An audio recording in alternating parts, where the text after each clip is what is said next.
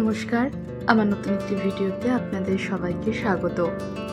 আজ হচ্ছে অরুণাচল প্রদেশ ঘোরার দ্বিতীয় দিন।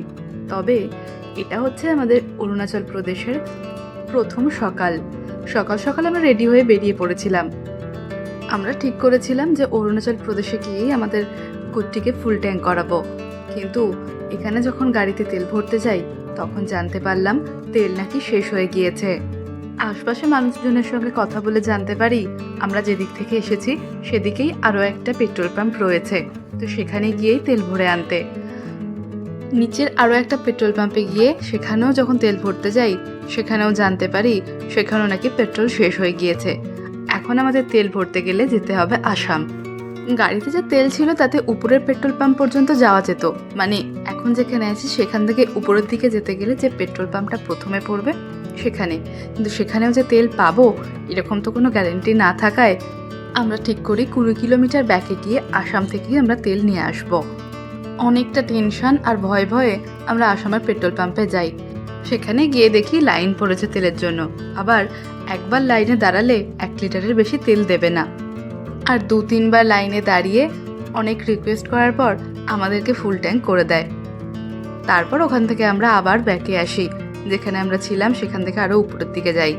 মাঝে এত কিছুর ভিডিও তো করা হয়ে ওঠেনি, আর আমাদের যেতে বা বেরোতে, মানে যেখানে আমরা ছিলাম সেখান থেকে বেরোতেও আমাদের অনেকটা দেরি হয়ে যায়। তার জন্য কি আর করা যাবে, যেটা হয়েছে সেটাকে মেনে নিয়েই সামনের দিকে এগিয়ে যেতে হবে।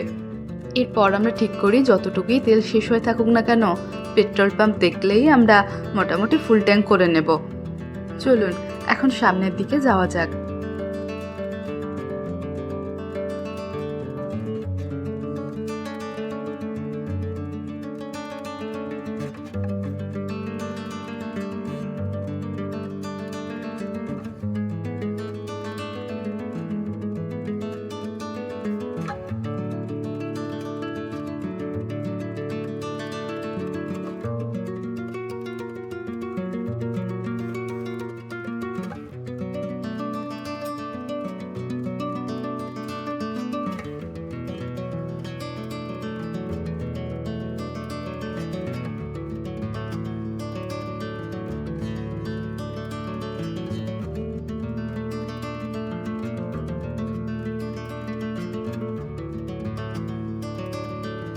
বেশ কিছু দূর আসার পর এই বৌদ্ধ মন্দিরটা দেখি, আর আমরা ঠিক করি যে উপর থেকে একবার ঘুরেই আসবো, তবে না এলে সত্যিই মিস করতাম।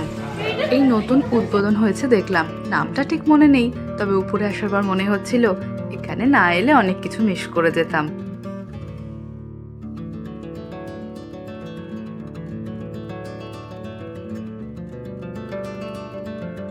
আর এইটুকু রাস্তা অতিক্রম করতে করতেই ঘড়ির কাঁটাটা আমাদের জানিয়ে দিয়েছে যে দুপুর হয়ে গিয়েছে, খাওয়া দাওয়া করতে হবে।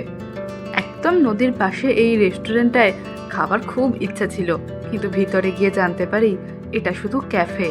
তাই কি আর করব, ছবি তুলে আবার ফেরত আসি। পাশে আরও একটা হোটেল ছিল, সেখানেই খাওয়া দাওয়া করি। তবে এই জায়গাটা কিন্তু খুব সুন্দর ছিল।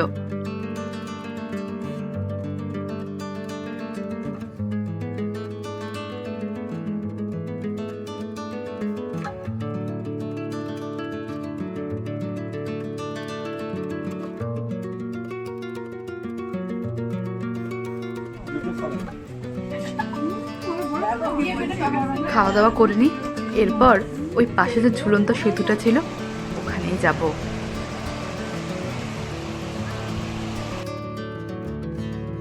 ওখানে গিয়ে কিছু ছবি টবি তুলে যখন যাই তখন এই কিউট বাচ্চাটার সঙ্গে দেখা হয়।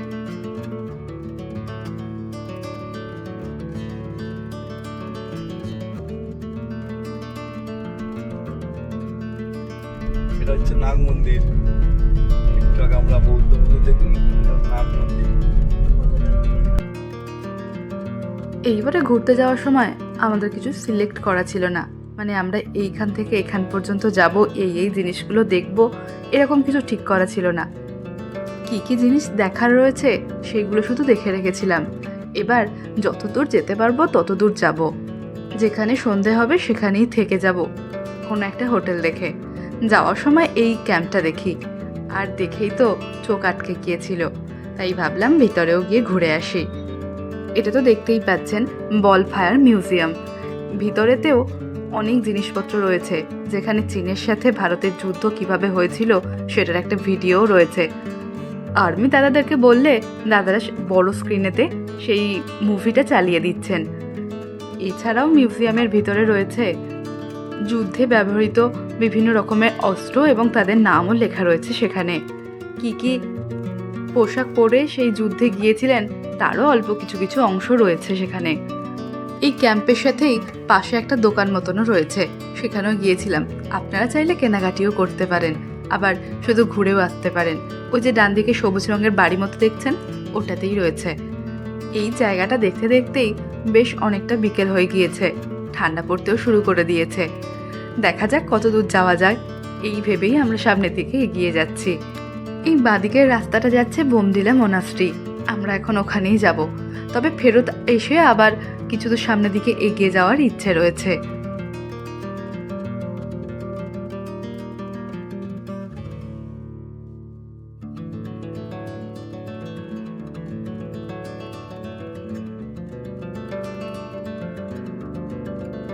সূর্যি মামা অস্ত যেতেই মেঘগুলো বড় কাছে আসতে চলেছে আমাদের, আর তত ঠান্ডা পড়ছে। আর গাড়ির কাছের ভিতর থেকে এই ভিডিওগুলো যখন করছি বড্ড ঘোলা লাগছে।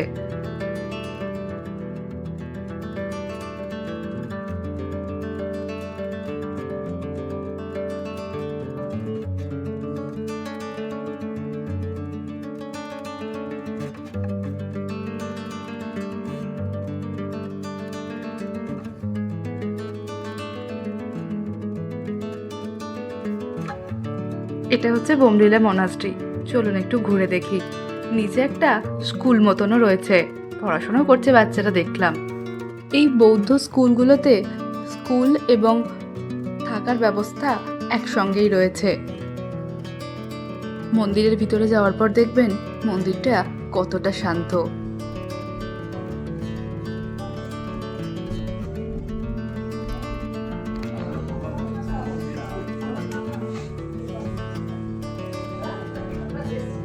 এখান থেকে বেরোনোর সময় আমরা একটা থাকার জায়গা খুঁজছিলাম যে আজকের রাতটা কোনো একটা হোটেলে থেকে যাই, কিন্তু সেরকমভাবে কোনো হোটেল তো পাচ্ছিলামই না। তার সাথে যত সন্ধে হচ্ছিল তত বৃষ্টিটা জোরে আসছিল। এই অরুণাচল প্রদেশ ঘোরার সময় আজকের দিনটাই সব থেকে বেশি কষ্ট হয়েছে হোটেল খুঁজতে। অনেক খোঁজাখুঁজির পর মুন্না বলে একটা জায়গাতে আমরা একটা হোটেল পাই, আর আজকের রাতটা আমরা ওখানেই থাকবো। কালকে দেখাবো আপনাদেরকে যে আমরা কোন হোটেলে ছিলাম। আজকের মতো টাটা, দেখা হচ্ছে আবার কালকে।